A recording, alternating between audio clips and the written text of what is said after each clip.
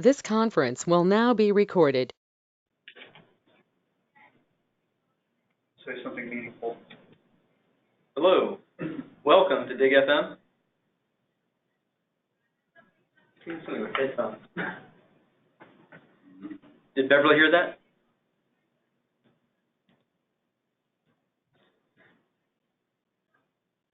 Oh. Yes. Okay.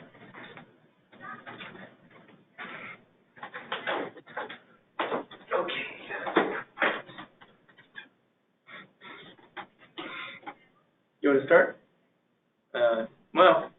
Well, this is just the DevCon Roundup, and I did not go to DevCon, so I have nothing to present myself.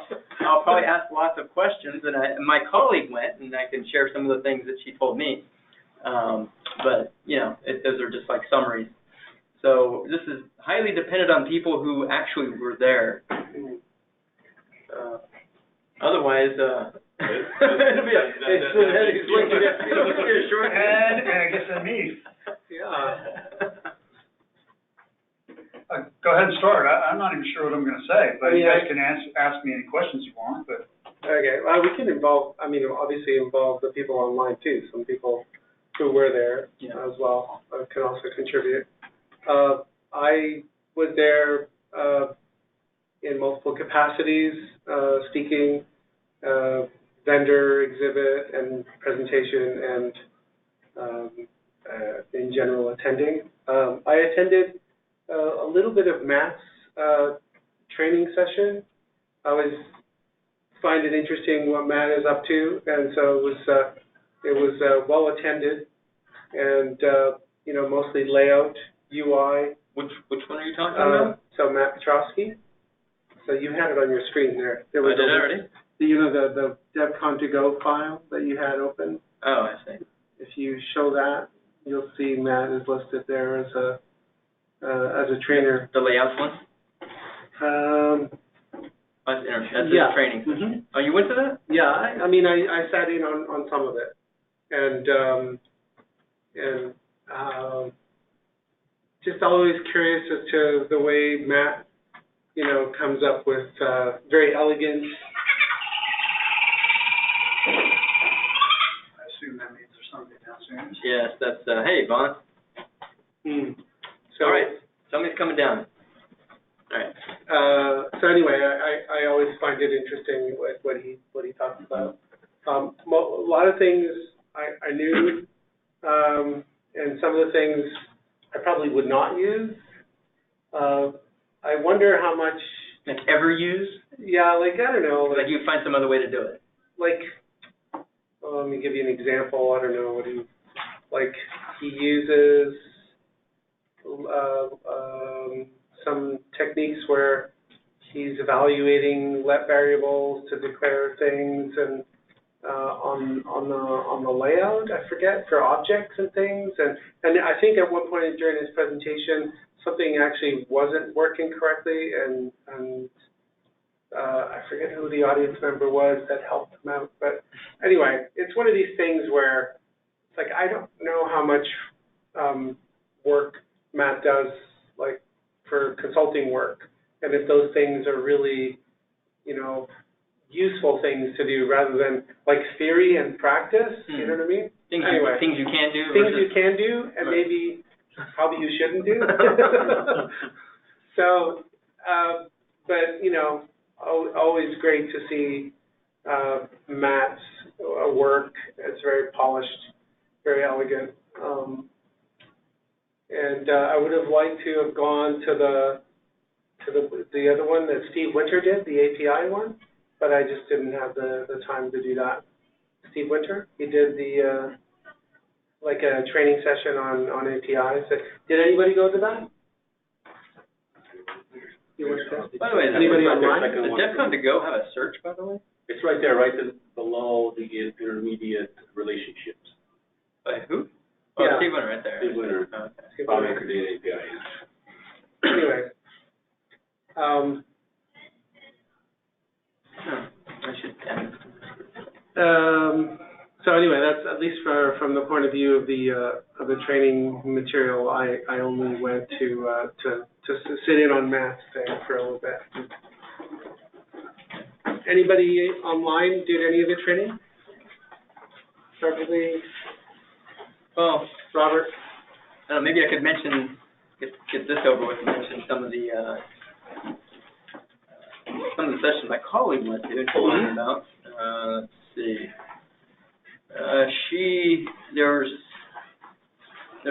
I guess one of the ones that stood out to her the most was that lab. Oh, right. There was an IoT lab, and they actually had a kit put together. I forget what they put together, but yeah, you know, putting together little circuits or whatever, and yeah, she got a big kick out of that. Is that a first? Yeah. At DevCon, where there would be a lab where you could do stuff? Yeah, like physical stuff, not just digital stuff. Yeah. I feel like we've maybe done the lab in past years. Really? Not 100% sure. Like there would be we've tried all different kinds of things, as you know, but I want to say that there was maybe a year where we had the idea that we would have a session and a accompanying workshop / lab. So Yeah. I'll confirm that, yes. We had that. what was it about? I don't remember, but let's just say hypothetically we had a session about layout design, and then we would have a workshop where you would actually work on layouts. Oh, I see. That was probably not what it was, but that was an easy explanation. I keep pitching to Rosemary this idea of stress testing or like crowd testing, right in the at DevCon. Right, like because you have 1,200, 2,000 people, right? I mean, not everybody would participate. Oh, okay. You know, so 500 people. You'd get quite a few people. Right. And you could do all kinds of things. But Another example I think I remember was Albert, where he'd do his session, and then the workshop afterwards, people would share their stuff, and he would critique it for them. So it played right into what he talked about, and then they could see immediately. Right. Oh. Well, that might be something for next year, because you remember in the past, I think it was last year, they showed us, you know, multi-threaded performance being, 40 times faster or something like that. And I don't think that ended up in the current release. I mean, that's probably a future release. And that would be a great time to say, okay, you got all the attendees here in the keynote, everyone hit the server and see what you could do with that faster multi-threaded performance. Right. So a great idea. The only cloud I'll throw over that is we'll be at the mercy of the hotel's Wi-Fi, which is always iffy. So it may be the greatest plan in the world, but the hotel Wi-Fi will almost always likely let us down. So for these events where, I don't know, whatever, they hire an IT company to do the Wi-Fi, like how much does it cost for 3 days? $3,000? Or more. Okay, let's say $5,000. If everybody paid $5 more for their, member attendee conference price, I'd be willing to pay $5 to be able to do something on a reliable Wi-Fi. If that's all it was, I mean, $5,000, $10,000. Well, would it be reliable after we stuck? Yeah, that's 1,200 people on it. I'll track that. I actually think the Wi-Fi is controlled not by a third-party IT. I think it's actually the hotel's IT. Yeah, that's what I heard, because I was trying to figure out, I was looking at one of the kiosk booths, and they said, oh, talk to this lady with the people do the setup of the booth. She said, oh, no, we don't handle that. It is the hotel who handles power and internet. Because I was thinking about, okay, so it's $1,500 for a kiosk booth. Well, how much for electricity and internet? How much extra do I have to pay? And I could never find the answer to that. Yeah. All right. Anyway, follow up with those. I think what you're thinking about, there's probably services that could bring in their own Wi-Fi. They bring it in. Right. They bring it in. I don't know how they would arrange it with the hotel, but they would bring it in, deploy it, and they would manage it and maintain it. And all of a sudden, you're getting, this much faster speeds, and it's supporting, 2,000 connections, whatever. You pay a lot of money for it, but if you spread that around 1,500 users, it's like a few bucks. Right. So anyway. Did we ever get a number for how many people attended this year? I thought there were more people here. They didn't say? I never heard. Usually they say somewhere. What? I think it was a little less than last year. Oh, really? So like somewhere around 1,200 or 1,300? It was 1,200. Last year? Well, I was there 2 years ago. It was 1,200. But, I don't remember. I thought last year was like over 1,300 or something like that. It was one of the best 10 years. All right. That's FYI, for those of you who came in late and want to connect to the Wi-Fi, that's the Wi-Fi information. Also, I am incapable of writing in lowercase, but the password is all lowercase. and then most of us are looking at, or I'm just sharing my screen, just going to the community, looking at that and DevCon to go. So if you want, so what they're seeing online is my screen. Okay. So if you actually joined the meeting, you could actually, because I guess we're not sharing it up there, unless you want to. Can you share what you're seeing up there? I could. So the second thing she said she liked was Beatrice's true code quality development. And of course, now remember, my colleague, that was the first time she'd ever been to DevCon. Actually, she's a relatively new FileMaker developer. She just picked up FileMaker like 2 years ago and kind of had to dive in, and she's an in-house developer with me. And so, yeah, I taught her a lot of stuff, and she's seen a lot of things piecemeal on YouTube. And she got a lot of her training, self-training that way. So DevCon was really a big eye-opener for her. I mean, she's been to a few of these meetings too, but again, it's just like, little pieces at a time. It's like when you go to a DevCon, it's like a flood, right? and it's really all the best of the best presentations going on there. And so even something that's like I don't know what her presentation was about exactly, but she liked this and the fact that, because again, as in-house developers, we're developing for dozens of customers, one right after the other. They want a little bit of this and a little bit of that added, and so we do a lot of work that's kind of quick and it just works, and then the customer knows exactly where it's at and what to do, because it's like on-the-spot training, right? And so we leave it like that. We're not producing products that we're going to go sell based on the way they look and function, and based on their interfaces necessarily. So I think she got a chance to see, the kind of quality that can go into putting together a complete solution that you would sell. And she goes, yeah, we should do more of that. I said, well, yeah, we'd probably need a third person, because usually we're running from feature to feature, really. Right. And even with the same person, I would argue that sometimes when that's done, they're already asking you for something else, and you don't feel complete on the first thing. Yes. So apart from going from one customer to another, you're already kind of iterating on something else for the current customer, because they sometimes feel that they have so many requests and they have little time that it feels like you've implemented it, it works, let's move on. But that's half of it, right? So then what happens too, that we actually took a break once and said, okay, let's go back and make the layouts better and nicer for them. Because there's a lot of them were just like hodgepodge things, just things kept getting added to it and they're all over the place. And so let's do a nice organized layout and it's fully functional and designed exactly how they work. And we went through the trouble and worked with an evaluator to design that, and we couldn't get anybody to use it because they were so used to doing their job the way they learned it and had been practicing it for years now. And so we couldn't get them to switch over to the layouts that were better designed. And I think one department, they kind of forced the hand of, because we would add features, but we wouldn't add features to the old layouts. We'd add features to the new layout. And we could get away with that with one small department, the evaluator department. But everybody else, when they found out that some of those features were on the new layout, they would demand it added to the other old layouts that are just horrible. And so it's a whole different world. We can't just go, oh, here's here's version 2.5 and things are moved around, and but you'll like them better. You know, we just can't do that because our customers are really, you know. Yeah.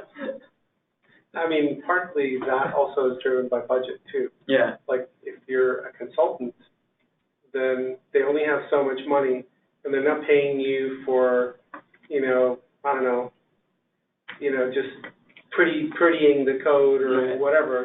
They're paying you to be efficient and deliver, you know, functionality. And sometimes it's not that you want to make something look nice, but the time to think about it and refactor it and test it properly, all that is kind of secondary. Right. In some cases, either by the developer or by the client, because they have so much little money and so much to do.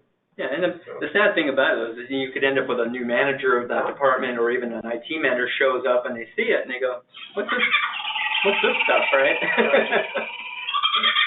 Who could this be? Hello? Hey, Keith. Oh yeah, we're upstairs in a conference room. This is Keith Proctor. Tell them it's where I work. Yeah. Yes. What is this called? Board. Yes. Okay. So Keith Proctor. So where's the link that? So Rosemary's posting them every week. There's some videos that are available. Where is There's only two up there. I saw two keynote sessions. Yeah, I don't know that we started posting sessions yet. They will be in the community. I don't know the exact link right now. I could probably find it after the meeting.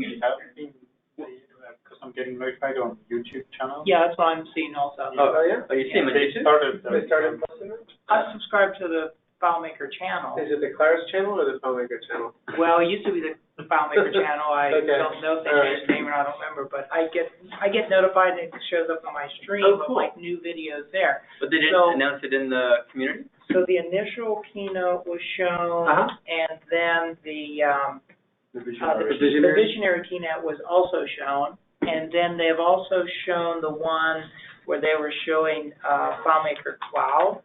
Oh, I see. Because I attended that session, and I've received emails also. You know, here's I think the plan is, if we haven't started already, that we're gonna release a handful of recordings every week for the next several weeks. So be on the lookout. Under the book session. Oh, it looks like there's a bunch already. Hey, Keith. Hey, you got unexpected. Hey. I didn't see that in the email. Oh, yeah, it was, I pulled a fast one on today. so there are videos. Looks like lots of them. There are lots of them. Oh, wow, yeah. Maybe all of them. Not all of them, I don't think. No? I think they're being.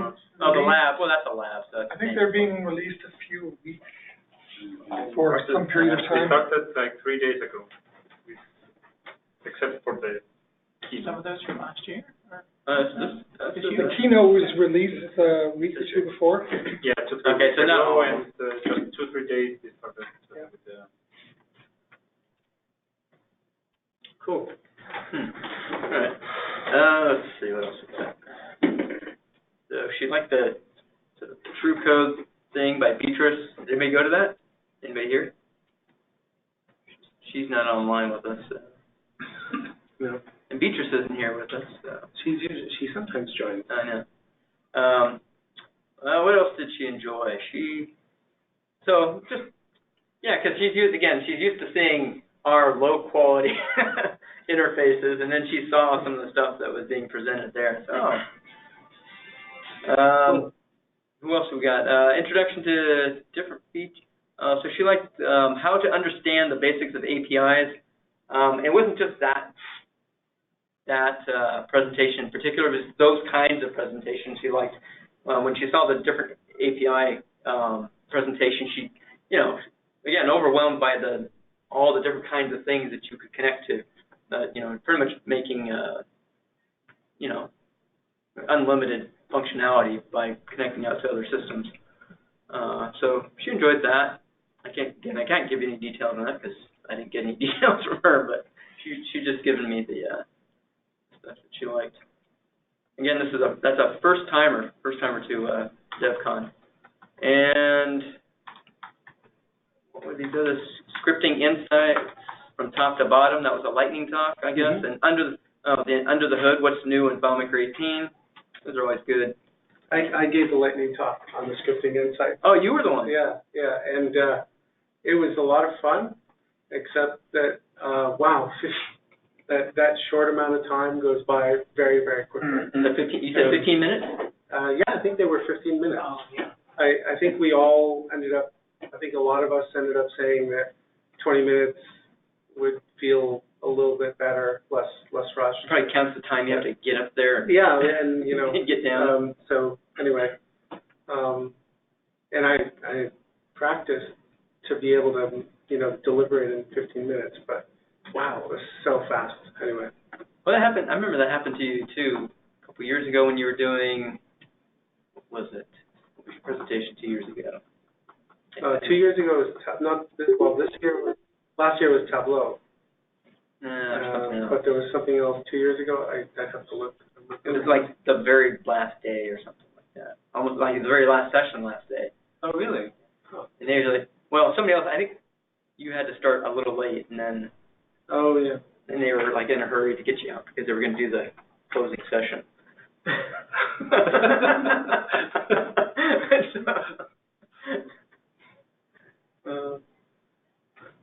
So yeah, that was it from my colleague who attended, and would your colleague go back?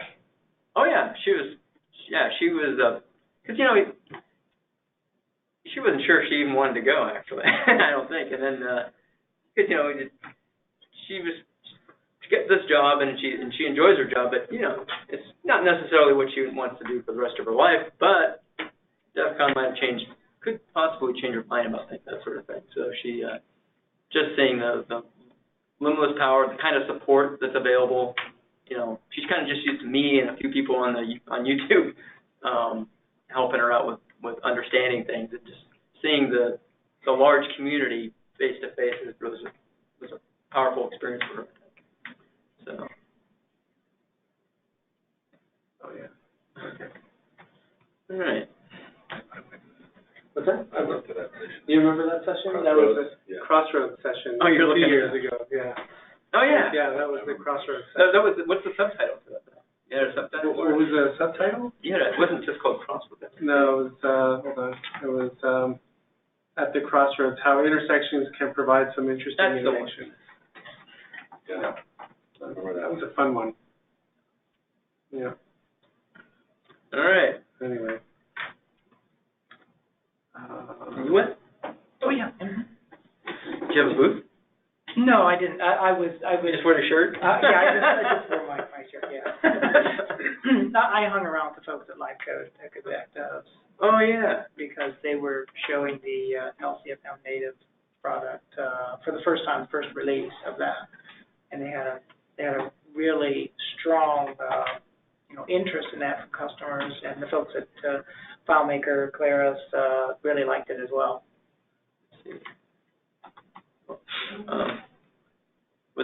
How did it differ from the presentation they gave here?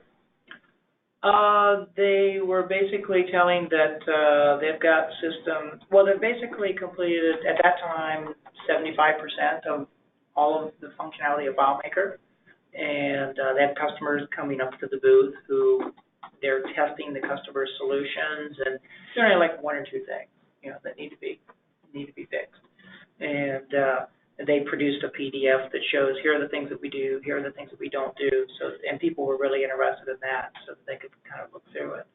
And yeah, they had quite a bit of interest. Does their stuff show up as a session here on the community? There would have been a vendor session. So Kevin gave a vendor session twice, and he had a vendor session on Tuesday. Okay, maybe I can find it this way. I don't know if they recorded the vendor session. Yeah, they did. Huh? Yeah, vendor sessions are recorded, and they're I don't know if they'll be in this channel. Oh, but they were recorded. Okay, I didn't know that, because in the past they hadn't been recording them. Mm-hmm.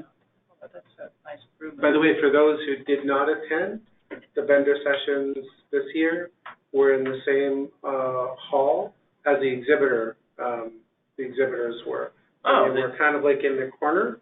There's a big screen, and there was scheduled slots for different vendors to come in and present. I think they were half-hour slots. I can't remember. Yeah.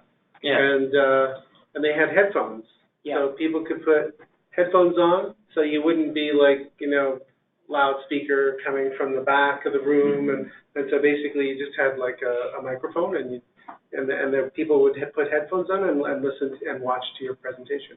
Yeah, I found that worked very, very well. I mean, the presenters liked it because there wasn't all this noise, from the show area. The vendors in the exhibit area liked it because it wasn't a big loudspeaker, and of course the attendees, you could put on the headphones and you could clearly hear the person, and it worked out.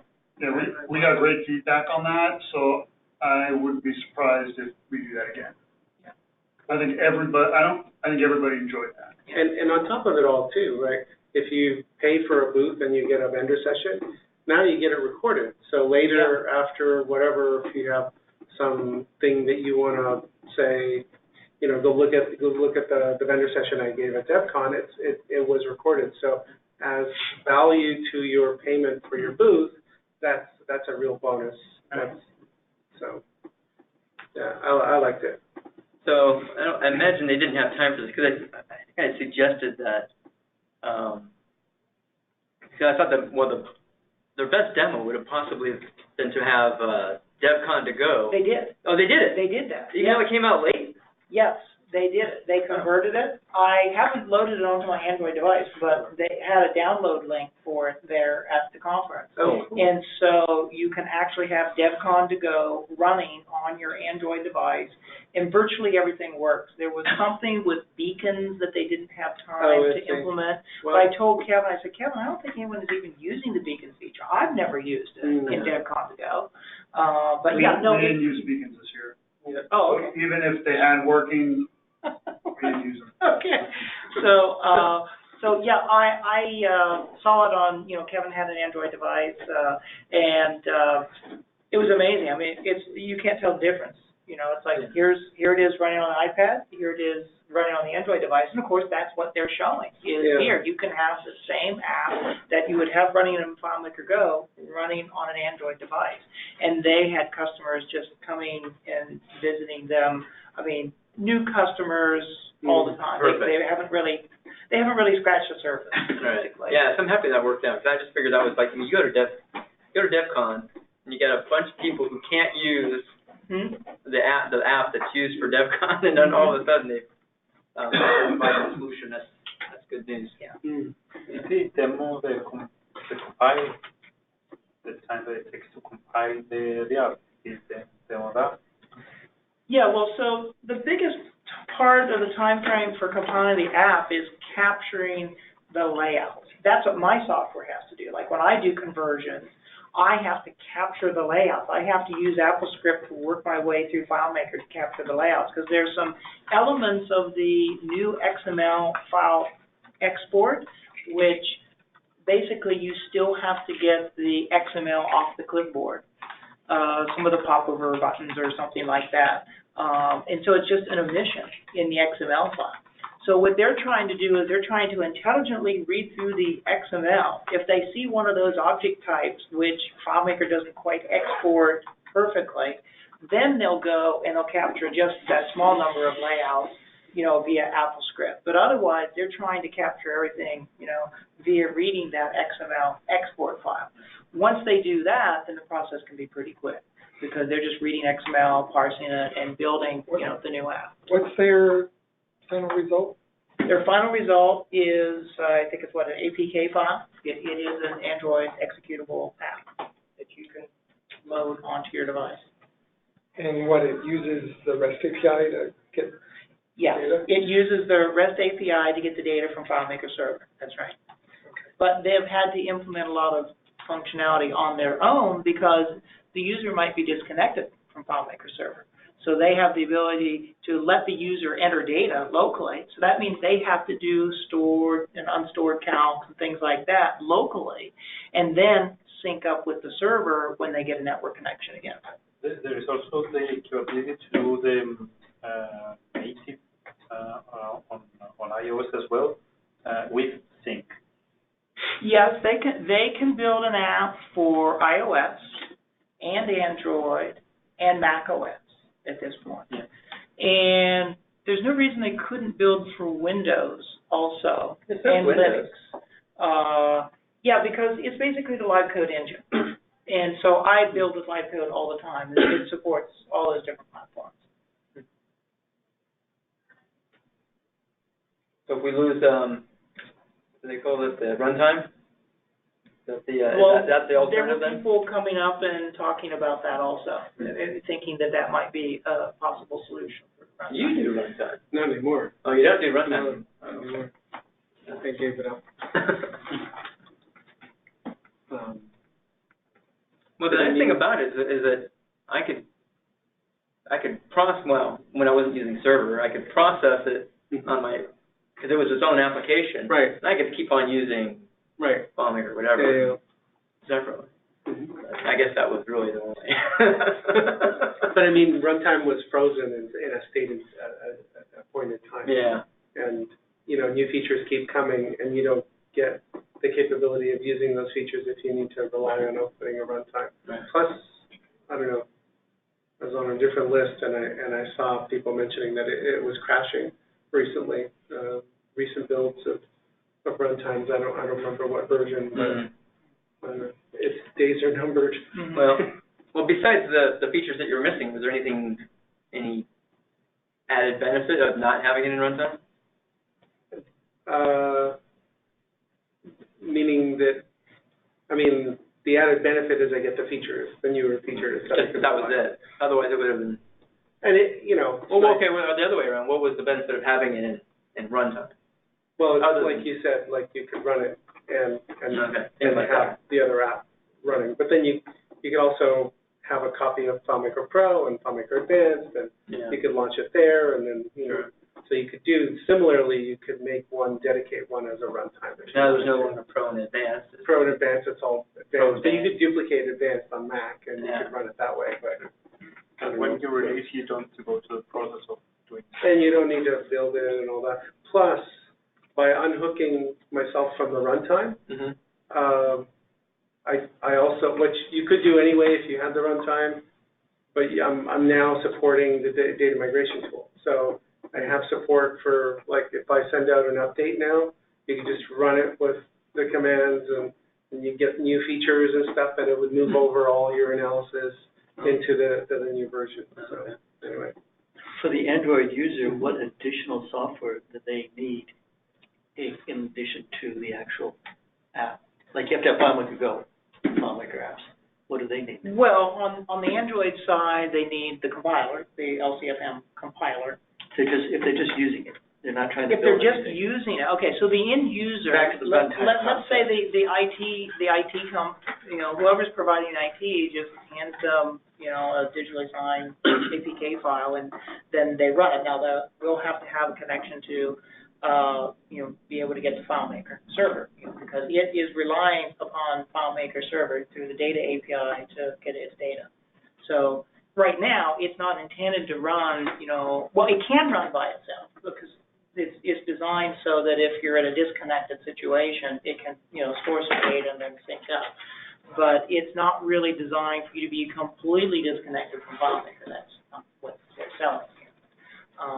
But yeah, it's pretty remarkable. It's basically just an APK file. You just, you can sideload it onto your device and just run it. Because it is basically a compiled app, just like you would build with LiveCode anyhow. If you were in LiveCode and you wanted to build an app from scratch, you just can build a standalone and just load it onto the device.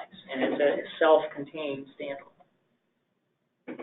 So how does that compare to, like, building an iOS SDK file that you would then have to code sign? I'm assuming it. You would need to code Do you sign see this this also. also? Okay. Well, inside the LiveCode standalone builder, there is a menu, a drop-down menu for your developer ID, so that it can do that, when it builds a standalone. But you can always, my recollection is you should be able to just build outside of, digitally sign it outside of that too.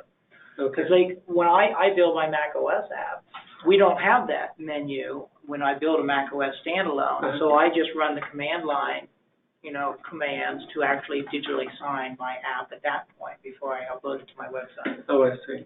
It's like a secondary step. Yeah, exactly. So I noticed that when I go to community and I look at the DevCon sessions, I don't see any of the vendor sessions there. I'm not surprised because I think that I would have thought they would probably have prioritized, keynotes and things like that first. And it's not we're releasing more and more, so this is likely not the complete list. Well, it's not just the video. There's presentation materials, things like that. I'm not finding. They're probably releasing them all together at the same time. But most of these are usually available before DevCon even starts, right? Right, this is just titles and. Yeah, I think the person that's doing it is a little bit overwhelmed right now. Oh. That's the word that I got. Yeah. So if somebody wanted the DevCon to go as an Android app right now, can they get that from somewhere? They should go to the LiveCode website. And do I have the URL? Oh, actually, I think I do have the URL. I think I wrote it down here. Let me double check here.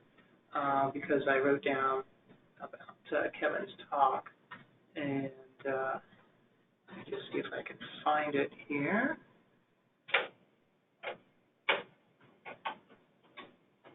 I wrote down at the end. Okay, filemaker.livecode.com/D2G.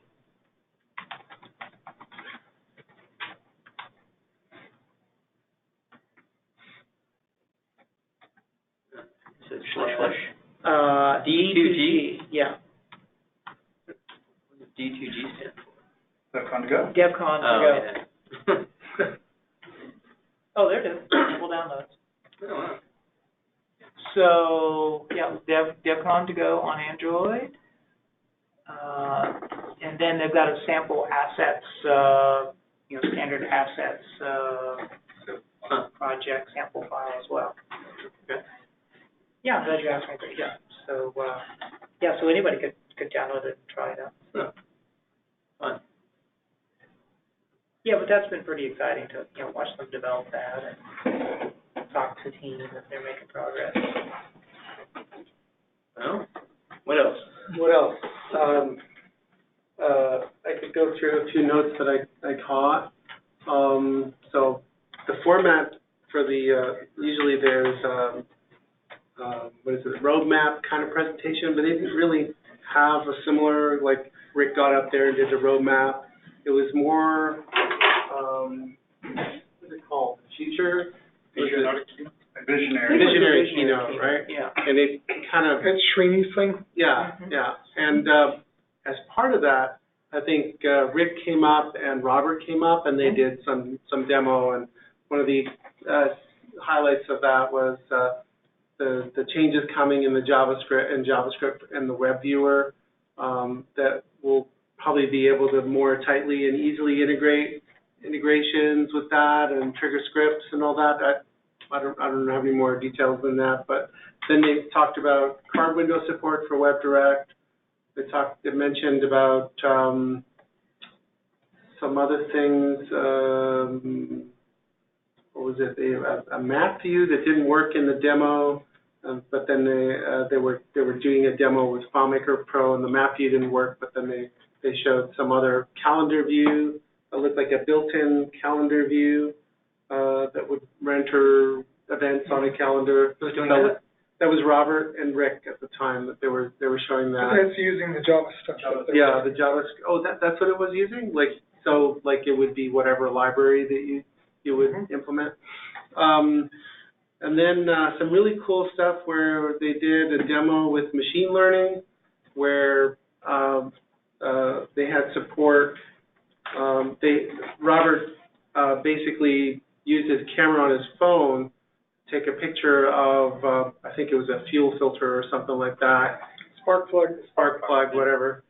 And it was able to identify what model it was and look it up in inventory and, say that it wasn't there. Yeah, that wasn't there, and then he scanned his badge. Yeah, he scanned his RFID. And now there'd be support for NFC tags. So an RFID tag that could just get close to the phone, and what would it do? Did it re-log in as a different user? Or it identified him as an employee. Okay. So that way he could order.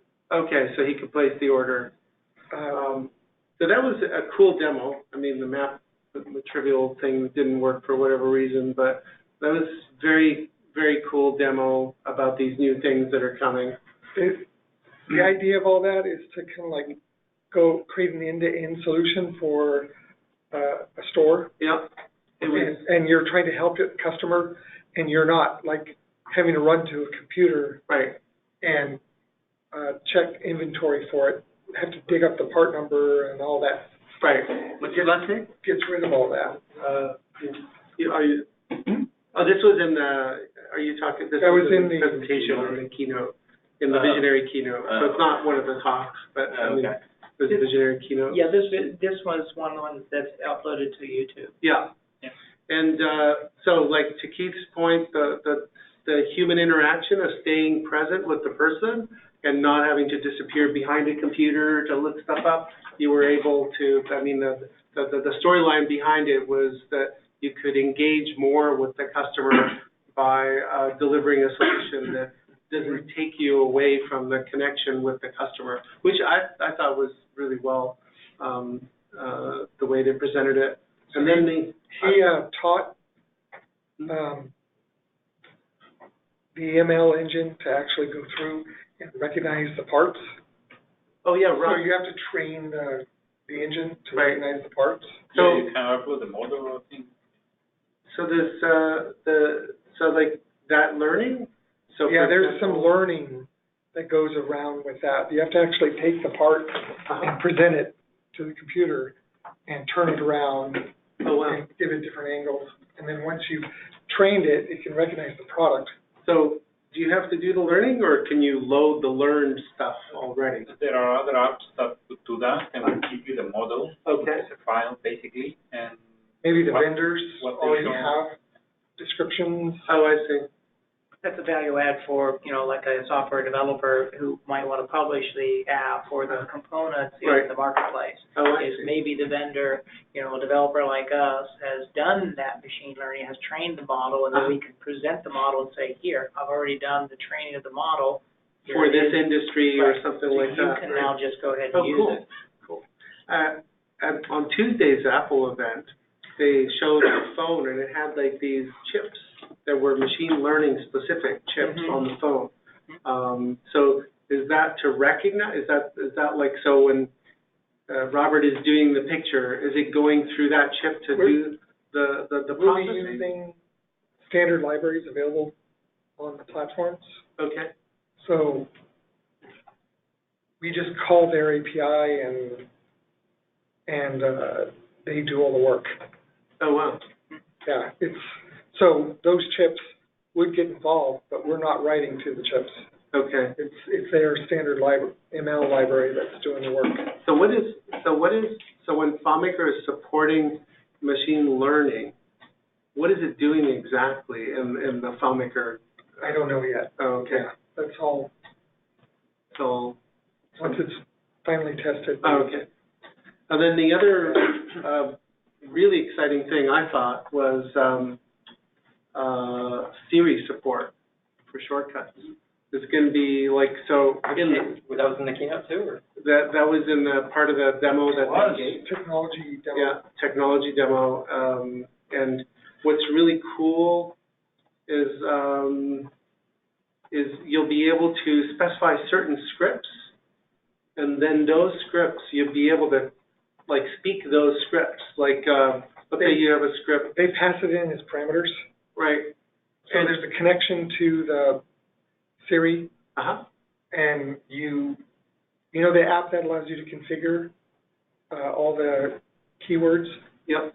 So like Siri actions? Right, exactly. Your shortcuts. So the scripts get exposed as actions through Siri, the shortcuts app. Yeah, so they just call our script with those parameters, Right. and you go off and your script does what it normally does. Yeah. Which, So it's in the visionary keynote. visionary right? keynote, Yeah. okay. So it's halfway through or something like that. So that's really exciting. And in iOS 13, Siri is built into the OS, and there's a whole bunch of stuff that Apple is doing with Siri shortcuts. And I don't know if Fabio published it, but Fabio did a lot with Siri and FileMaker, talking to the REST API and doing some demos with Siri shortcuts. It was very I good. didn't see that yet. You haven't seen it? No. Oh, you should definitely see it. It's very cool. In the technology demo, they actually started the whole process of finding the part by asking Siri, do we have this part? Something like that. I don't know the exact wording.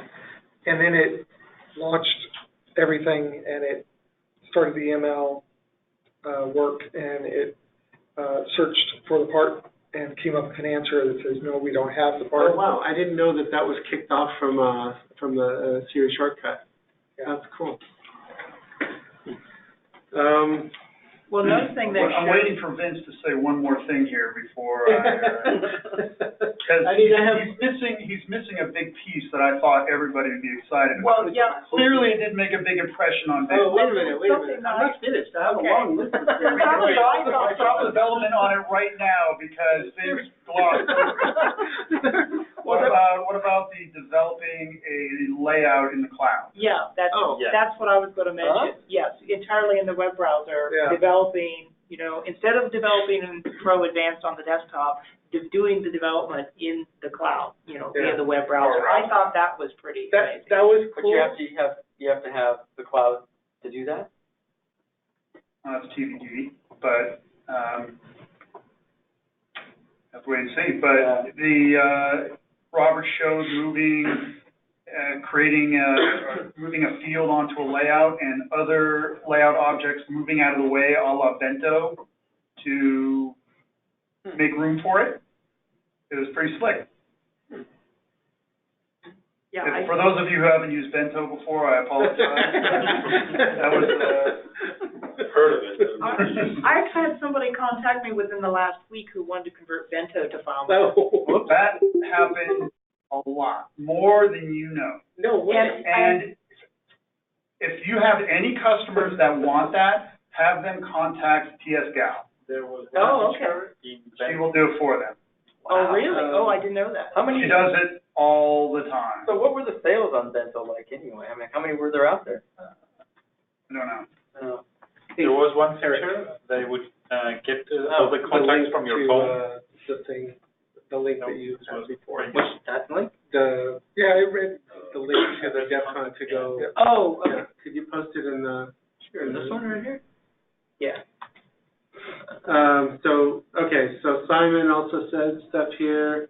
So Robert says stuff. So Beverly, Eric's going to post the link. There it is.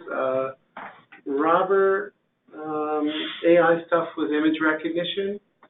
What was that? Isn't that that's the machine learning example, right? Is that what? I'm not exactly sure what. I would think that's what it was. Yeah. And then Simon says apparently some shortcuts stuff didn't make it into 13.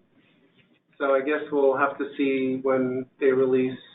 So we're getting way off track here, but I have a beta of 13.1, and one of the things that I'm excited about that didn't make it into 13 is location awareness of shortcuts. So theoretically, I could be driving to my house, and a shortcut could say, "Welcome home, Steve," and automatically open my garage door without me having to do anything, just because it knows I'm near my house. I haven't got that to work yet, but I think it's supposed to be in 13.1, but it's definitely not, as far as I know, in 13. Okay. Cool. Thanks, Simon. What else? I was really intrigued with Clara's Connect, and can't wait to. I don't know, Eric, have you heard about it? Like, I guess you heard about it.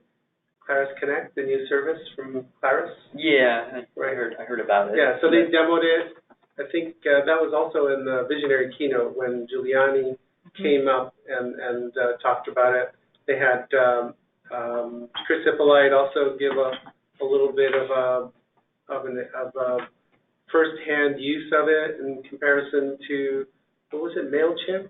That he had an API that he was trying to code, right. And then he talked about how much easier it was. So from what they demoed, it looked really cool. Although there was some questions about if for some reason, like the connecting endpoint isn't available, how does it keep and retry to send it? So like if I have a form and I'm trying to send it to a FileMaker server, but the server's down, like how does it know to try and resend it a number of times? So things like that would be would be interesting. It does. What's that? It does. It does send. I don't know the rules for it. Okay. It stores and reattempts. And, oh, I see. Cool. Which session is this? That's not this one. Chris Hippolyte? No. He came up. No, Chris came up. During the keynote, for like the visionary keynote. Oh, okay. Yeah. Okay. So back to still the keynote. About that. And then there was visionary keynote, not keynote.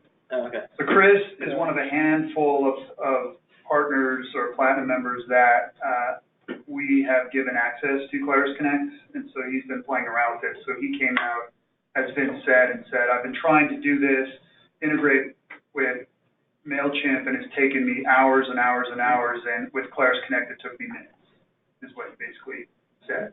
Mm-hmm. I'm paraphrasing big time, but that's basically what he said. Anyway, there's a lot more notes and stuff about the keynote in general, and then Cloud 2.0. But anyway, I'll let other people share their. Well, they said something about some new web framework. I don't know if that means replacing Datum that's used as, WebDirect underpinning or not. I don't know. But they talked about it being responsive and fast. They didn't say a whole lot of details about that. With regards to WebDirect, or? Well, it just says they were talking about JavaScript, web viewer integration, performing scripts via JavaScript, performing a JavaScript function from within FileMaker, JavaScript applets in the marketplace, card window to the web, and then at the end of that, before they showed the demo of modifying the database, via the web browser, they said, well, we have new web framework, it's responsive, it's fast. And so I don't know, they can take any more details than that. Yeah, so I don't know, it's interesting to see where that's going to go. If like you author in the cloud, is that, I don't know, like what capacity is that going to be? You're still going to have a desktop authoring environment. If that's, I don't know if that's going away or not, but it'd be replaced with that. That would be surprised. But anyway, it's interesting to see all this new stuff. Well, because I was looking at all the applications they're putting on the iPads now too. Mm-hmm. So you kind of wonder, it's like, well, they're gonna be able to, can you do FileMaker development on an iPad yet, or? No, I mean, but if you had a browser, you could do it on the iPad, connected over a browser, and maybe drop the fields on there. I don't know how, if it all would work, but yeah, I don't know how productive it would be. Because I think that using the desktop is pretty productive for me. Yes, I'm used to shortcuts. Because Apple was showing off that they were, essentially do a lot more creative app stuff on the iPad now. Mm-hmm. Adobe products and things like that, I guess. So you could do your work on an iPad as opposed to just Yeah, the fact that they have a whole, how does it affect, I'd be curious how it affects FileMaker Go on the, what is it, iPad OS. Yeah, I wonder. It'd be interesting to see if there's any changes that need to be made to Go to support. Was it already iPad OS? Well, it's coming out soon. 13 is becoming, they're splitting basically iOS 13 and iPad OS. Oh, so they're giving FileMaker more work to do. I wonder if there's going to be I believe from Apple's standpoint, all that means is that all the fancy stuff goes into the higher end iOS. So all the split windows and all this other stuff. So it's hard to do split windows on that much space, but easier when you have a larger screen to do that work. So they made, what did they mention? They mentioned something about icons. Well, you can have more icons on your desktop on the iPad now than you've ever had before. They're showing people, being able to connect memory to your iPad and things like that too. So right, they're talking about file management, key fobs, file management, because the smart connector will know. And I don't even know what the smart connector is made out of. Is that it's USB-C too now, right? Is that USB-C or Thunderbolt? Yeah, I think they're already USB-C. Well, at least the next Roundup are going to be USB-C. Yeah, so I know that one will also get the screen sharing, so you can actually make that device available on your desktop of your computer. You can use it as a split screen or use it as to mirror. And or even, I think, an extension of your other screen, right? As a secondary display or something like that. Yeah. So I have iOS 13 running on this iPad, but I also let it die. So if it charges up, I can show you how many more icons you have on the screen. It's pretty significant. Oh, yeah? Oh. Hey, Vince, that link I posted, there are 2 fireside chats that were done with Rick and Robert that are excellent, and they discuss some of the things you guys are asking about now. Oh, cool. So listen to them very carefully. Listen to what Rick and Robert have to say very, very carefully. It's very good. Okay, thanks, Beverly. Yeah, I missed those. I would like to see those. Beverly, I missed your thumbs up on my posts in community. Sorry. No, I'm not there. Oh. Yes. That's the problem. What happened? Yeah, I just don't get enough time. I'm there every, once or twice a month, but I used to visit it almost daily. I heard there was some sort of initiative once where they were going to try to get some of the FileMaker staff to visit more often. Yeah, it's all about workload. Oh. If you're busy, you're busy. Yeah, that's me. I had bronchitis, so I sort of was not there very much the last few weeks.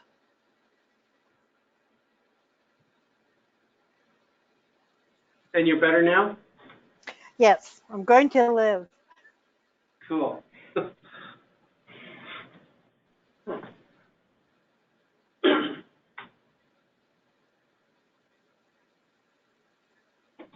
I think one of the main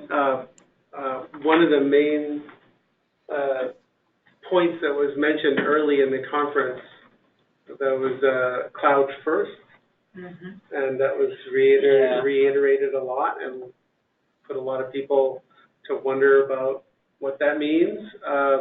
And I noticed too, a shift in the way the demos were from a point of view of Clara's Connect.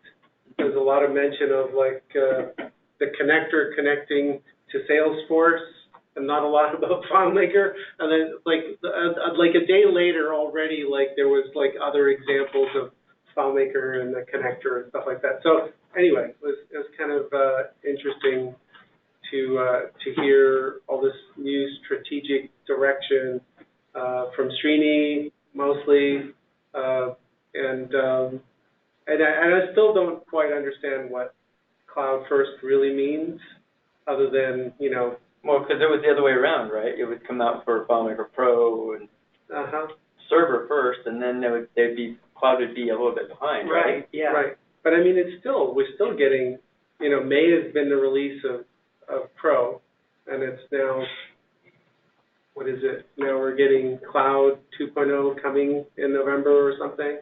I don't remember what the exact date is. Yeah, coming later. Cloud 1.18 shipped at the same time as 18. As 18, okay. So 2.0 is a different cycle. Right, yeah. Well, but, I mean, I'm trying to understand mostly from a point of view of what does it mean from a development point of view that it's cloud first, and how do you develop, like, from a cloud point of view, or I don't know. There's a lot of questions I have, but. What do you just? Well, I don't know if you're allowed to answer this question. We've been asked to reiterate that on-premise is not going away. Right. Oh, okay. It's until next week. Then it's gone. It's gone. You got 2 days. Enjoy it. It's gone. No, Keith is absolutely right, and that was even stressed.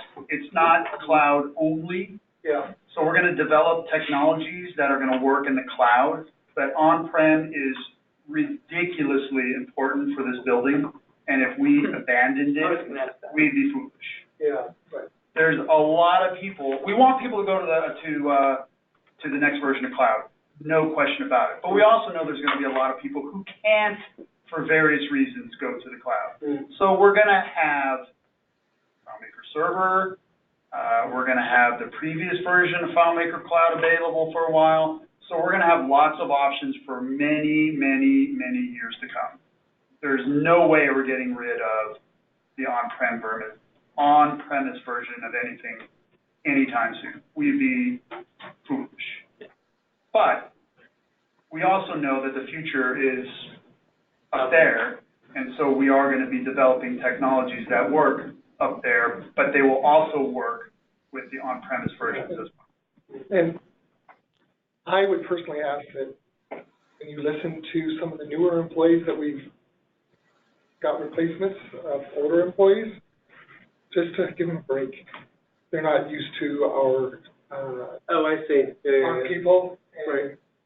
They have a lot of enthusiasm, and they don't know about how careful they have to word things Right. for us. So it's all good. I would just like to comment that many years ago when I went to college, I would be up at 3 o'clock in the morning. I had 30 minutes on the Sinclair for my timeshare, and I had a screen with little green numbers on it. And then about 1976 or something, this guy, Steve Jobs, came out with what they called a personal computer. And it was really cool because then it gave me and my business the ability to compete with these mega large companies, because I had it all with the power of my hands right here. And I personally, I see us going full circle. I see us going back. To me, the cloud is another word for where we were 40 years ago. Much more powerful, but we're losing our personal control. That's my side point. Okay, so I'm not a fan. How do you see you're losing the control?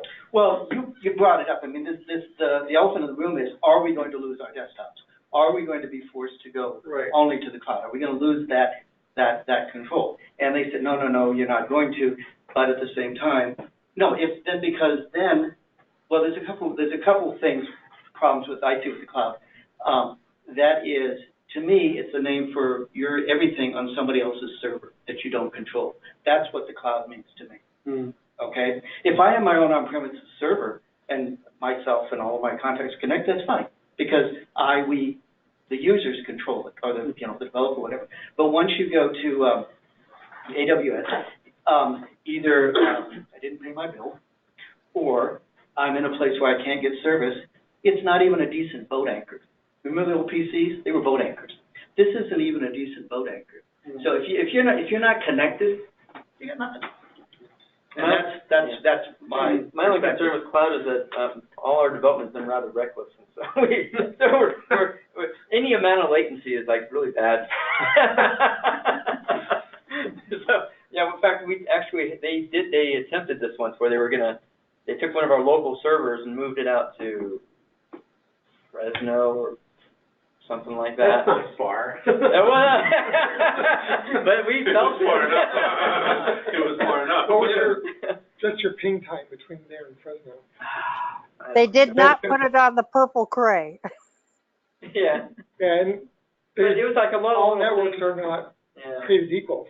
So you could have an Apple network or a large company network, Yeah. and you can have a small company network, and your ping times are 5, 6, 7 seconds here, and 20, 30, 40 seconds here. Our internet's pretty optimal there, but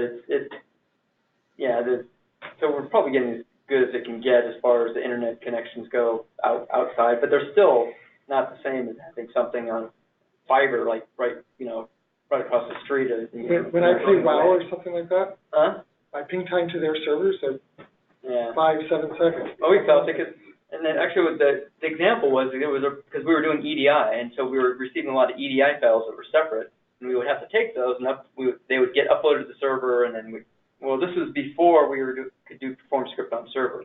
So you had a file that you were sending, hundreds of files you were sending up to the server, and then processing those files probably by bringing them back again. So it was like the processing time took many times longer than it was before. I should say many times. It was like maybe 4 or 5 times longer, which it was already taking an hour, so that became an all-day job.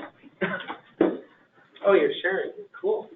So you can get 30 icons on the screen now, plus whatever's down at the dock. And that's in portrait. If you turn it, Same. But they used to be a lot more spaced out, where now they're taking Kind of advantage. squished together. Yeah. Right. And do the slide across the bottom. No, below the icon. I don't have anything running right now. Got it. It was dead drawer now. And this isn't this is a Touch ID one, so I don't have the slide, but I don't have anything running either. So yeah, it's nice. So you can slide in from the side and get other processes running. Yeah, well, again, I need to have things running here, and there could be some embarrassing things if I tap anymore.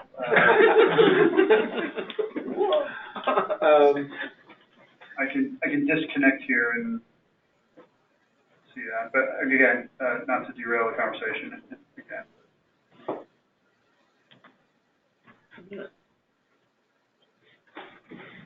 Wait, so now who in the room went? That's it. No, you were there. He was a presenter. Oh, hey. what did you present? Which Pro Under the Hood? Pro Under the Hood. Okay.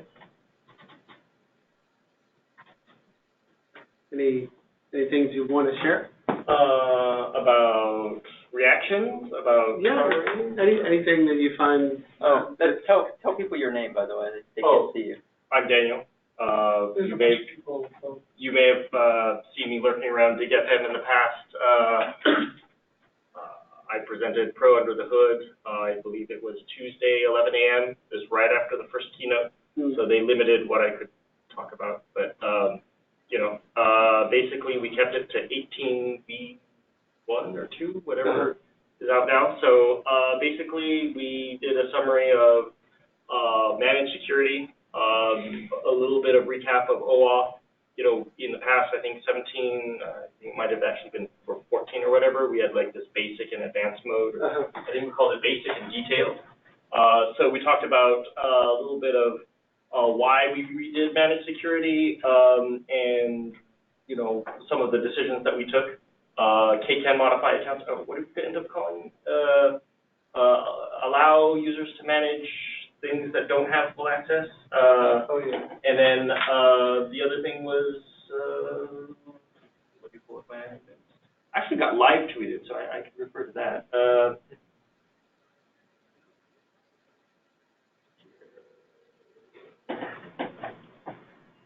What was the name of the session? The exact name was, I believe, Under the Hood, What's New with FileMaker Pro 18 Advanced. There you are, you got your videos up there already. Yeah, my video was posted on Monday. I think that was like the first round after the original keynote. When I go to DevCon to go, your session's not listed there. Should be Tuesday at 11. Yeah, oh, okay. Yeah, look at it by time. I don't think they hooked me up as like an actual person. My picture should be there, but I don't have any sessions listed under myself. I don't know what happened. Let's see here. Oh, yeah, Clay was wearing his Clara's hat. He actually had all three hats with him, I believe. Yeah. Apple, Claris, and FileMaker. Let's see here. Oh yeah, inline privilege set assignments, drag and drop, multi-select, the details pane. Let's see here. OAuth. How many people here have multiple OAuths in one file? Nobody? Does anyone use OAuth at all? Nobody. Okay, so everyone's using like local file account. Well, wait, what about OAuth? Say that again? Well, Active Directory. On-premise Active Directory? Right. Right. So that's not quite OAuth. No, I believe that's wait, I didn't know you could do OAuth. in FileMaker. Yeah. Supported since version 16. Yeah, we support several vendors even. Not just one. Microsoft, And Google. Oh. Just those ones. There are more if you know how to. Oh? Don't worry about it. Those are the default ones. Because we keep. I'm not breaking any news here. This was. Oh, you know what? When I'm actually thinking of the SAML too. That's not fun. Of what now? SAML? Oh, SAML. Yeah. That's the one that people keep knocking on my door about. Right. What is that? I don't know. But they want me to use it. Wait, who wants you to use it? Our campus. Oh, okay. Yeah. San Jose State? Yeah. Okay. It's Stanford got it too. So What does it do?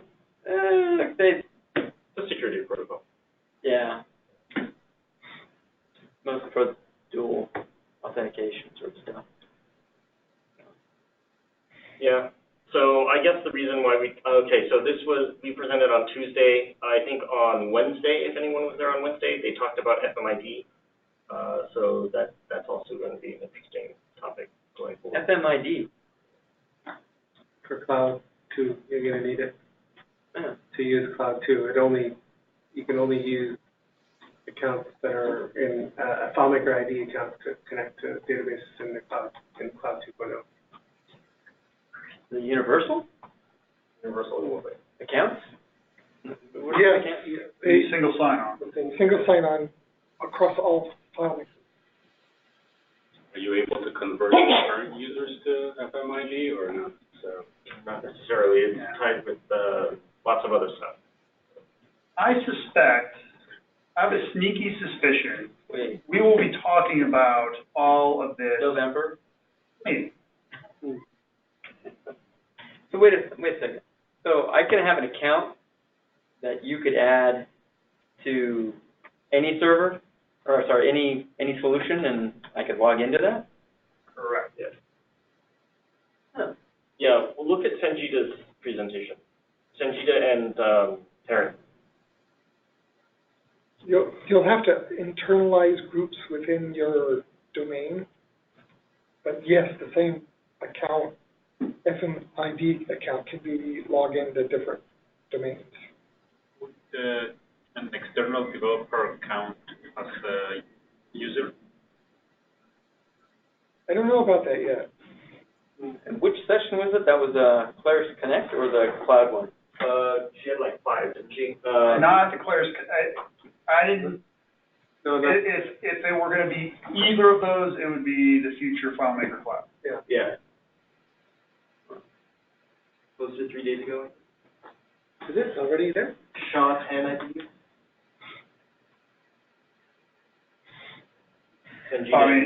That, if this is public, then there's no reason why we can't talk about it more. If you want to talk about it more. That's cool.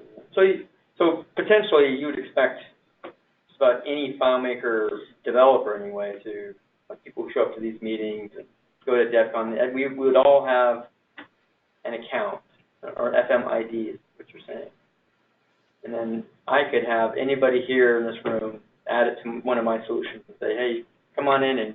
That is correct. Huh. They gave a demo of it. Wow. That's what I wanted. Just out of curiosity. Well, but is it only a FileMaker thing? Could, like, for instance, like the community, could the community use that account?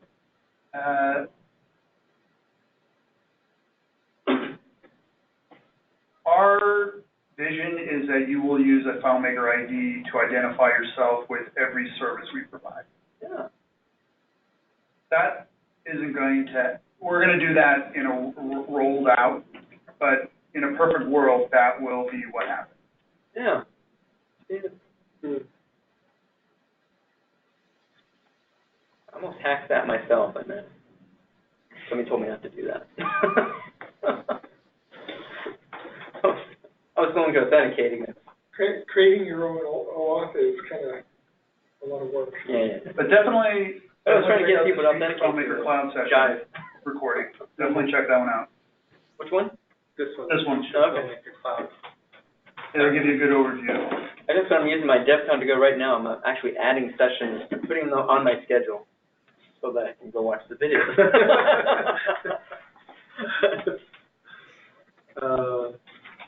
Just like you went to DevCon? It's just as if I had went. In the comfort of my home, I watch them on my big screen TV at home. Did they announce where the next one's going to be? Yes. Nashville. Where were you hoping for? Something closer to the West Coast. The reason I couldn't go is because it was far. I work for a public agency, so my boss didn't want to write a check to Florida. Do you work for California? County Office of Education. California's got those funny places they don't want to send us to certain states. Well, part of it has to do with public records requests, that anybody can request any information from a public agency. Apparently we've been getting requests for all of our POs and all of our checks that we've been writing. So he's like, I don't want a check showing up written to something that's in Florida. Wow.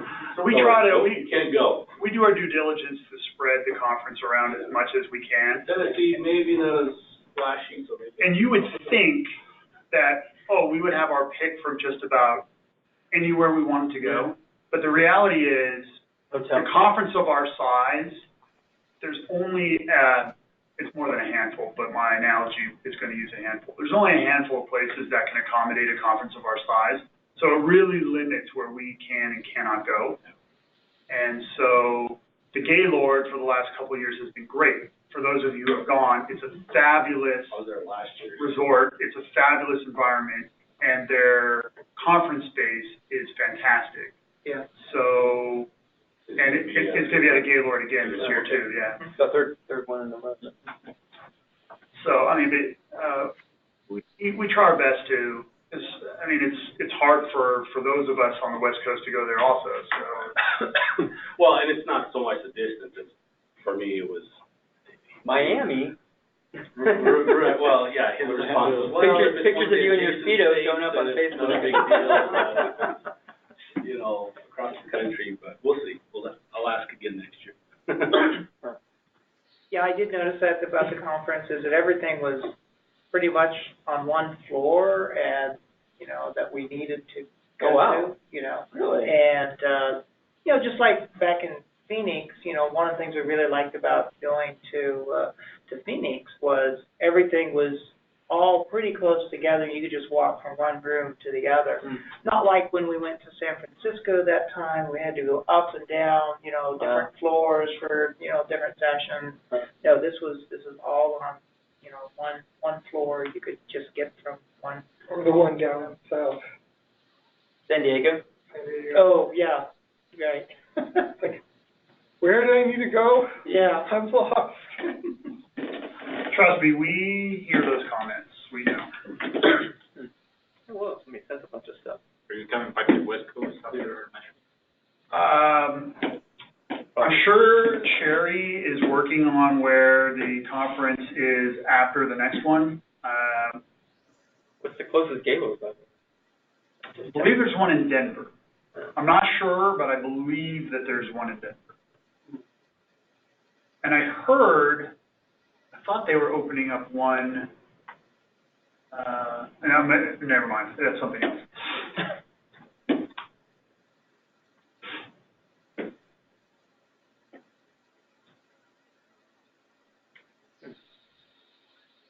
I'm just curious.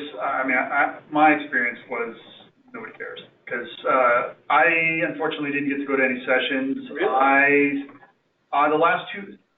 Well, so as many of you know, I used to be in developer relations, so I was part of the group that put on the conference, and then I moved into a couple of other groups. But the last 2 years, I have volunteered to do this setup again because I really like it, and Sherry and all those guys. For those of you who go to the conference, Sherry and Brian are rock stars. They really are. They don't get enough kudos for what they do. So I fly out there the Wednesday before the conference starts, and we put together all the behind-the-scenes things. I'm just curious how you guys, when you guys got there, well, Vince and David, and you didn't see any signage, anything. Did you think? What was your thoughts? Actually, I didn't really even think about it that much. Of course, after we got finished with the keynote, then they had put all the new signs. Well, that was going to be my next question is, when we turned the room you were in 180 degrees and you walked out into a completely different hotel. Yeah. In 1 hour. That was, I thought, okay, that's pretty amazing. How did they pull that off? That's a trick, huh? Yeah. We had 4 different teams. As soon as we closed the keynote doors, just basically busting their ass, putting all the signs, and it was everywhere, right? Yeah. And every day I would be walking back to my room and I'm going like, I didn't see that yesterday. I mean, it was in the atrium. It was everywhere. That's right. It seemed like sometime after that they started adding signs to the atrium. It wasn't like within the hour of the keynote, but I noticed that, later on it's like, oh wow, they even got signs here in the atrium. I thought that was pretty good. Everyone's okay with the name change? What do you think of the name change? Yeah. Because we were very concerned about that. It's probably, I don't know. People sometimes, because there's like a lot of people who still recognize the name FileMaker from back when it was. Well, FileMaker's still there. Yeah, I know. It's still there. I know, that's true. Yeah. So they still, some people still go, what's that? What, Well, now you don't have to say FileMaker. Right. Yeah, Claire's FileMaker. You can say Apple Claire's FileMaker. I thought about it, and I really like the fact that they went back to Claris. The reason is if you do any kind of marketing to go and grab all the people who used to know FileMaker, they will recognize it because, hey, Claris. And you could say, by the way, we're back and, we're doing some cool stuff and here it is. And you could introduce it to people who've never heard of FileMaker because Claris is, new to them. And so you kind of encompass both crowds. Like you got the older crowd that knew about it and you can approach new people about this new company or, the branding and all that. So I think it was wise to do it that way. I like it. The Claris Next Gen is a placeholder? No, I think it's just, like it's a visionary keynote or whatever, next generation of like what's coming. Yeah. Placeholder. Here, that's absolutely not going to be the name of whatever that was, yeah. You know how we always use... Is FileMaker a Claris product? Is that basically Claris, this is the company Claris and FileMaker is flagship product? Claris Connect and Claris FileMaker are both Claris products. They're going to bring back Claris Impact. Claris work? Or the 25 other products. I know that many. I was on Clara Straw. 25 products at one point. Clara Straw. Okay. Yeah, and Clear Choice. Retrieve It. The calendaring app. Oh, wow. Homepage. Homepage. HyperCard. Was it Clear? Yes. Yeah. No way. Claire's distributed. We Apple distributed. Organizer, emailer, I could keep going. Yeah, there's like about 25 products. Yeah. Wow. Hollywood. You can't resurrect any of them because they're I'm not sure any of them really deserve to be resurrected, but And you still use some of them. ClarisWorks is still being used. It just has a different name and a totally different UI. It's all of Apple's products. Yeah, all Pages and.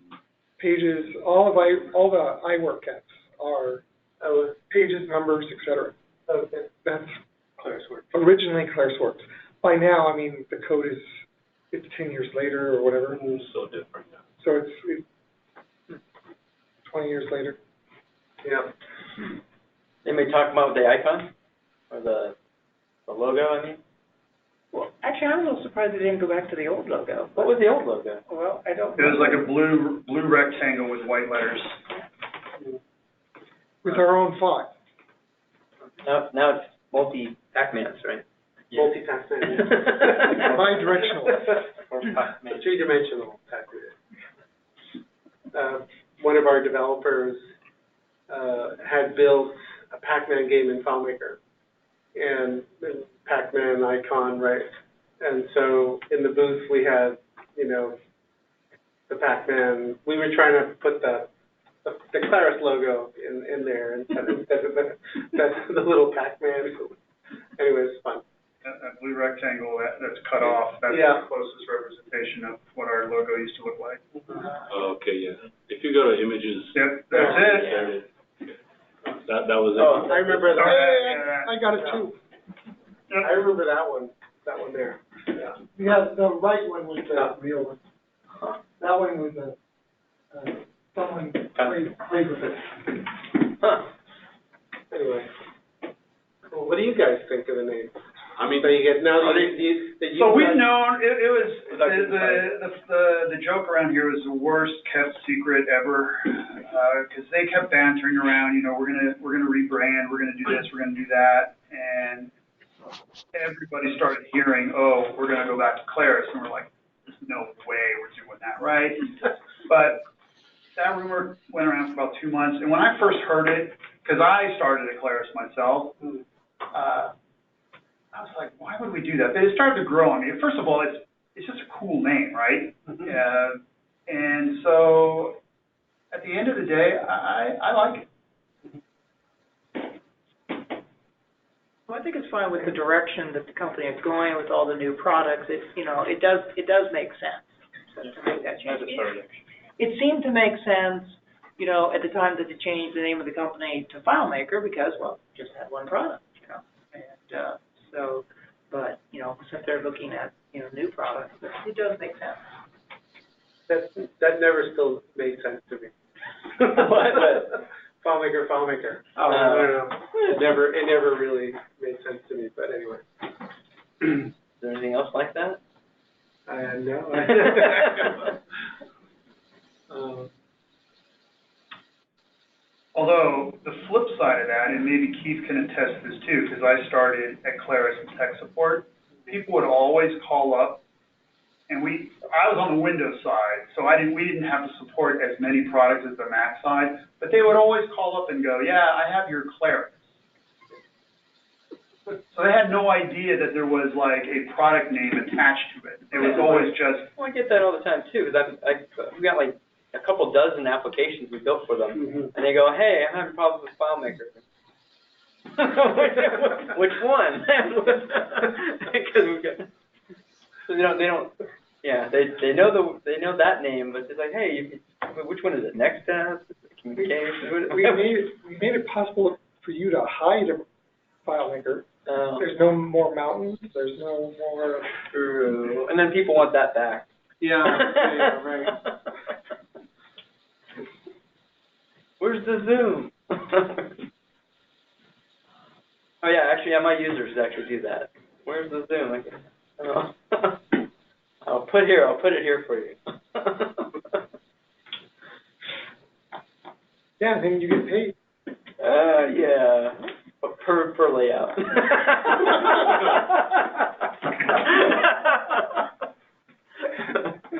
You want it there too? Sure, it's really should take Right, you half hour to guys have to have a universal part that you can stick anywhere, right?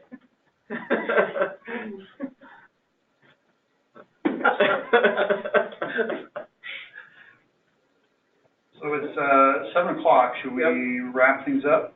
Yep. Actually, I have one request on the what is this? The chat in the web and the GoToMeeting chat. There's 2 login links to files that are hosted on our server, and then if you guys would like to log in, there's something that that's a new feature in Inspector actually that is kind of cool that I want to maybe see if we log in together and see like right here, right now? Yeah, right here, right now. I have no machine. Okay. If you want to log in, then you could share your. It's not FM. Oh, I didn't know that. What? Because you stuck the 18 on there, but doesn't it work without the 18? Oh, we gotta open a file first? No. Man, where's my... Yeah, FMP 18, yeah. And I have to log in as, which one? Which one do you want me to do first?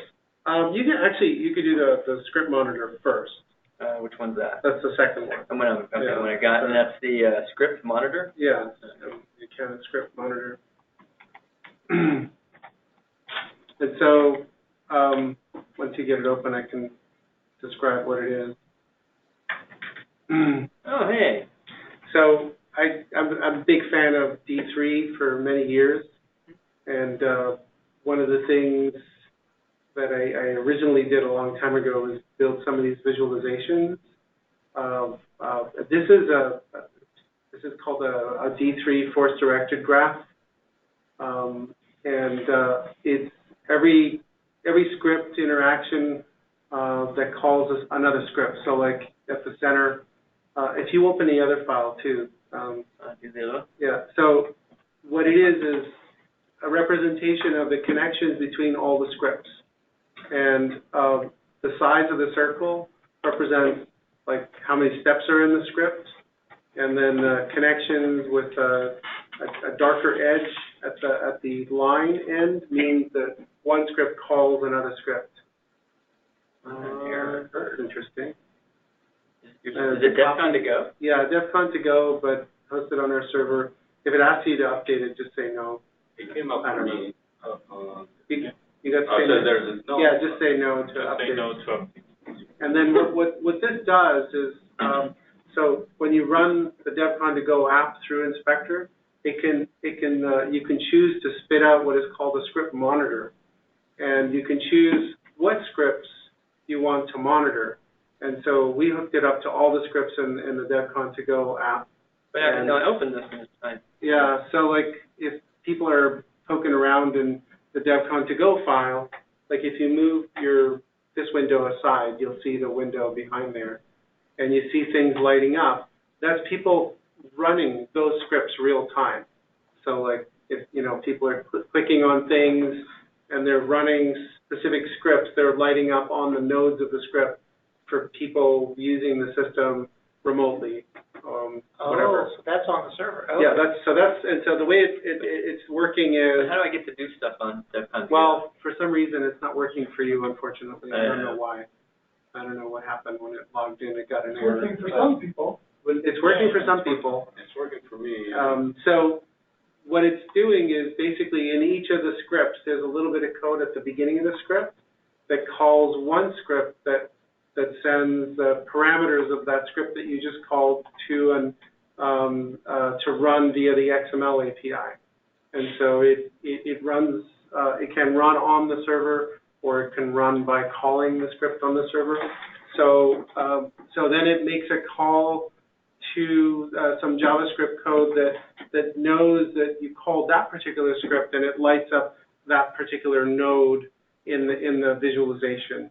So if you have the visualization open, like next to it, you see people poking around and looking at things. And so to me, like what's exciting is, if you think of workflows and FileMaker as being like a tool that helps us build workflows, you could build out something that says, I will only want to see things where imports or orders are coming in or some things, and then you just leave the monitor open, and those nodes can also make sounds and stuff. And so you can be kind of watching the activity of something. And it got me thinking that it's not just scripts, but it could be tied to all kinds of other things, and maybe even Clara's Connect in some way, where a workflow gets initiated and you know that, hey, a new order is about to come in, and and you see the whole workflow kind of flow through there. So anyway, you sell something, you hear, yeah, money, money, money. Right. Yeah. Well, yeah, but I mean, this is abstracted to be able to deliver something that can, you can just spit it out and generate something like this for any set of scripts that you have in a solution. Anyway, this is one of the things I showed in my vendor session about the features that are available in Inspector, yeah. So that's pretty neat. Cool stuff. Anyway, it's fun to see it light up with people poking around on it real time. And that's the kind of thing I said early on when Steve was here. I would love to see more sessions like that at DevCon where we could have hands-on, where somebody built something and they want to stress test it, and they want to have 100 people and, all these people in a room, and, like again, it's like, so we have 1,300 people at DevCon. Not all 1,300 people are going to go do something. So like you get maybe 100, 200 people in a room logging into something, trying something out, and testing out performance or some ideas. And I like this idea of a hands-on lab. Only be Wi-Fi at that point. What's that? Yeah, that's what we talked about. Unless you build out your network. Yeah. So anyway, I keep pursuing that idea with Rosemary. We'll see how it goes. Anyway, thanks for. That's very cool. Yeah. That's very cool. And that's not all, right? You got all kinds of other stuff. Oh, you mean what?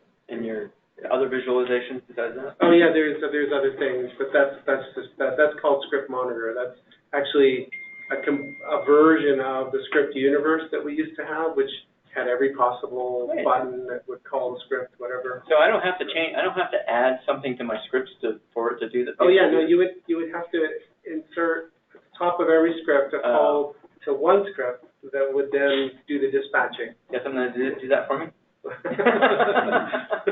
Yeah. Well. Did you see Louis? Yeah.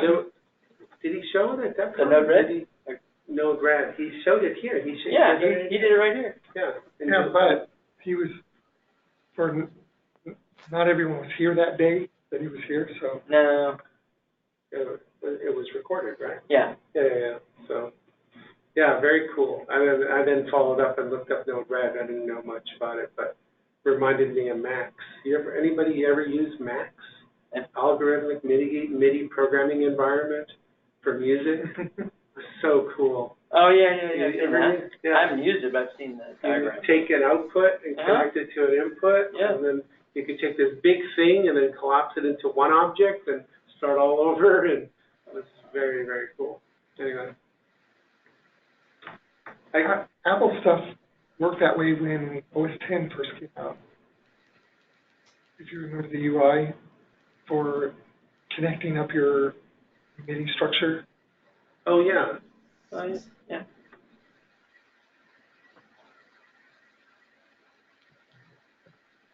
Anyway, I guess the one thing that I talked about in my scripting insight session was that I looked at all the scripting engines.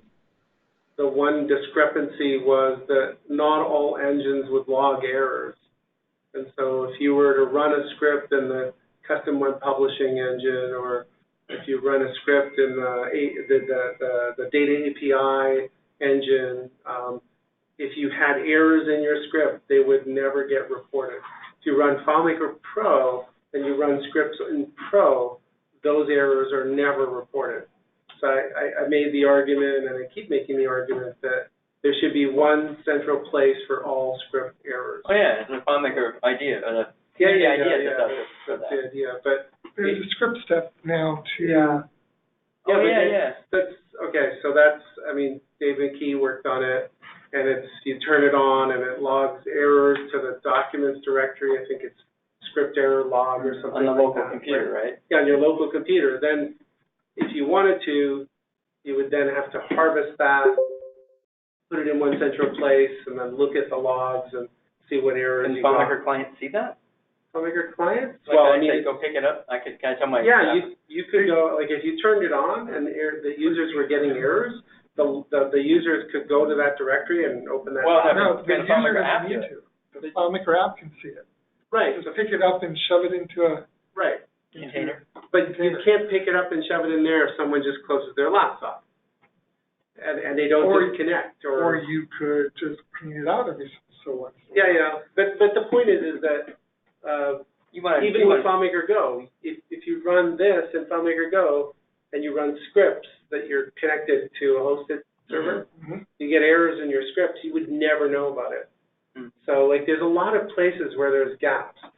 Perform script on server, the event log will capture all those script errors. But you want all the local ones to go back to get reported back to the server? I want all of it. Yeah, all of it. Like, if you've got WebDirect users, you've got Go users, you've got Pro users, you want to capture all the errors everywhere. And if you're asking for them. What do you mean if I'm asking? Well, you want them.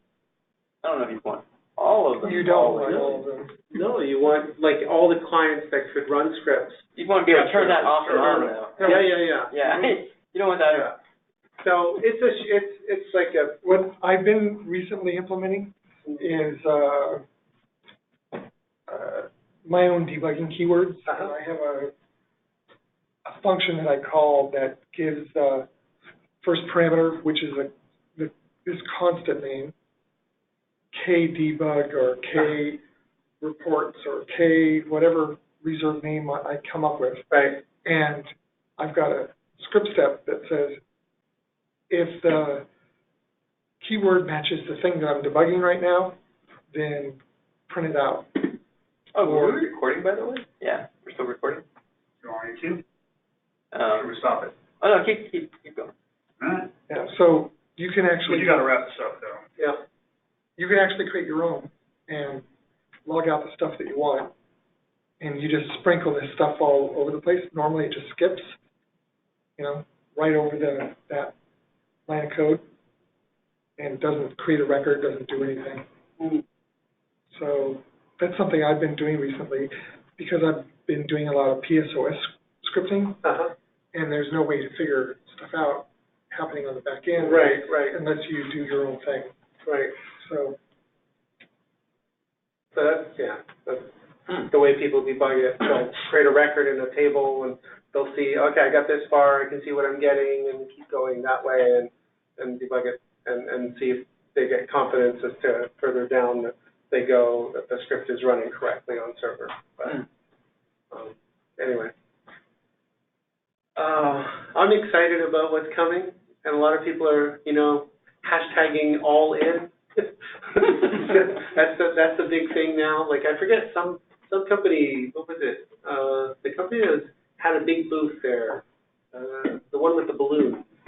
What was it? Lumenfire. They did something where they did a little bit of a play on that, where they were all in, and people are kind of picking up on that and joining that bandwagon. So I'd be all in if they give me script errors. Anyway, on to the server. Yeah, all on the server. Cool. Anybody else? Do you have any questions from online? No, we scared them all off. Yeah. Nothing else. How many do we have online? About 6 or something like that. 1, 2, 3, 4. Yeah, some are us. Yeah. Some are us, yeah. Not many.